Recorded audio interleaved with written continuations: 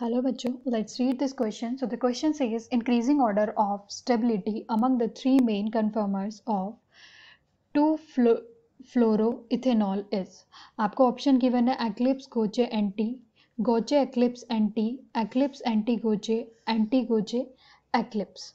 आपके पास यहाँ पे जो कीवर्ड यूज हुआ है वो क्या है आपका?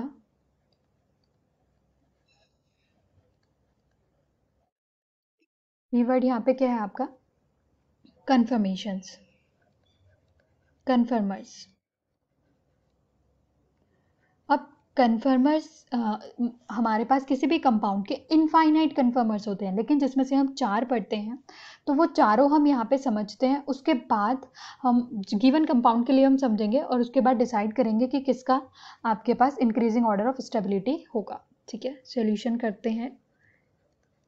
सॉल्यूशन आपका क्या है? फर्स्ट जो कंपाउंड है वो क्या है? 2-फ्लोरोइथेनॉल. ठीक है, इसका स्ट्रक्चर ड्रॉ कर लेते हैं.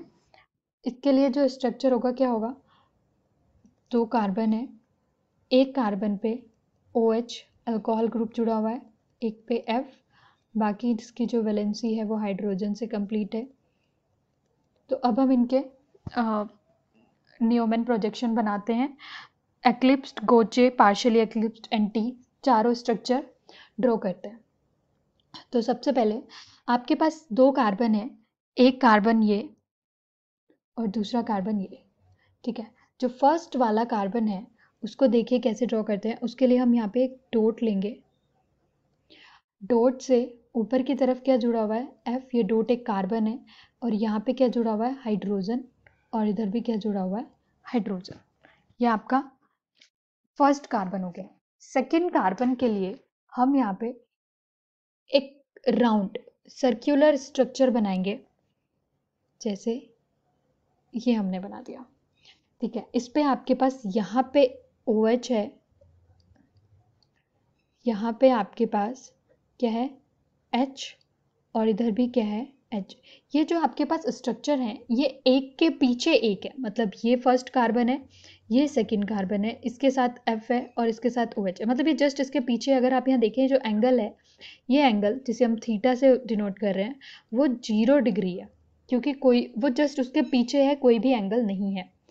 यहाँ पर एनर्जी बहुत ज़्यादा होती है और जितनी ज़्यादा एनर्जी होगी उतना ही कम स्टेबल होगा, लेस स्टेबल.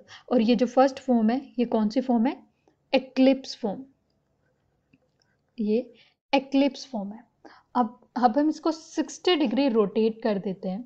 60 डिग्री रोटेट करने के बाद, और जो रोटेशन होता है वो आपका रोटेशन सिर्फ राउंड वाले स्ट्रक्चर का होता है. मतलब जो डॉट वाला है उसको हम नहीं छोड़ने वाले हैं, वो वैसे का वैसे ही बनेगा, F, H और H. ठीक है, अब जो रोटेशन होगा वो किस में होगा? आपका राउंड वाले स्ट्रक्चर में. कैसे रोटेशन होता है इसको समझते हैं. ये है 60 डिग्री. अगर मैंने इसको रोटेट कर दिया तो जो OH था वो ऑलमोस्ट इधर आ जाएगा. ठीक है, वो यहाँ से जो OH है 60 डिग्री घूम के इधर आ जाएगा. जो आपके पास H था, एक H आपका 60, जो यहाँ पे H था वो 60 डिग्री घूमेगा तो इसके पीछे आ जाएगा. और जो दूसरे वाला है आपका ये इधर आ जाएगा. ठीक है, 60 डिग्री घूमने के बाद, नहीं ये 60 डिग्री नहीं है, 120 डिग्री हमने घुमा दिया. इसको रब कर देते हैं. 60 डिग्री हमको रोटेट करना था, 120 डिग्री रोटेट हो गया है. उसको चेंज कर लेते हैं. ये F है, ये H है और ये H है. इसको 120 नहीं 60 डिग्री रोटेट करते हैं. 60 डिग्री रोटेशन पे आपके पास जो OH पहले यहाँ था वो OH अब किधर आ जाएगा? वो OH अब इधर आ जाएगा.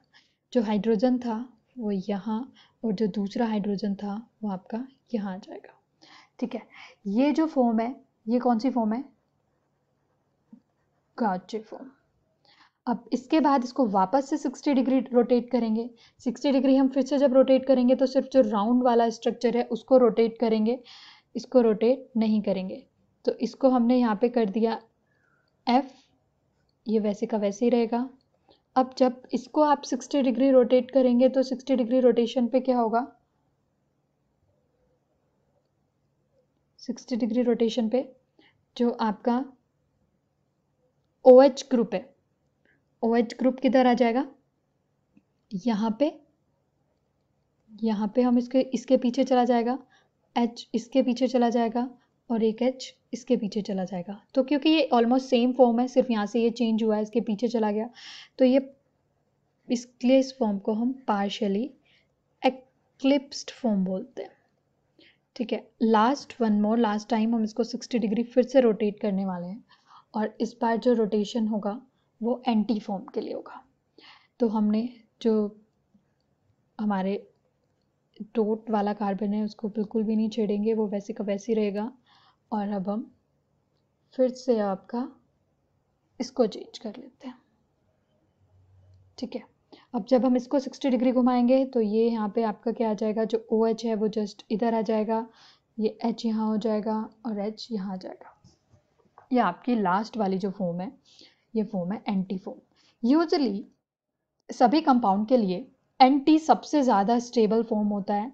एंटी के बाद जो आपका स्टेबल फॉर्म होता है वो कौन सा होता है, गाउचे, फिर एक्लिप्स और नहीं पार्शियली एक्लिप्स्ड और फाइनली एक्लिप्स्ड। ये आपका सीक्वेंस होता है। लेकिन यहाँ पे एक स्पेशल केस यूज़ होगा, वो होगा इंट्रामॉलिक्यूलर हाइड्रोजन बॉन्डिंग। अगर आप देखें गाउचे फॉर्म में F और O, यहाँ पे आपका इंट्रामॉलिक्यूलर हाइड्रोजन बॉन्डिंग बन रहा है। Due to intramolecular hydrogen bonding gauche form आपका जब सबसे ज़्यादा स्टेबल फॉर्म बन जाएगा।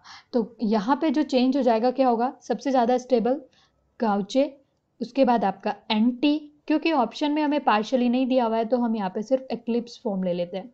तो क्योंकि इंक्रीजिंग ऑर्डर पूछा है तो इंक्रीजिंग ऑर्डर के लिए हम इसको एक्लिप्स, एंटी और गाउचे। अब हम इसमें चेक कर लेते हैं, एक्लिप्स गाउचे एंटी ये गलत है, गाउचे एक्लिप्स एंटी ये भी गलत है, गाउचे सबसे ज़्यादा गाउचे फिर एंटी एक्लिप्स। ठीक है, थर्ड ऑप्शन आपका सही है। Hope you understood it well, best of luck.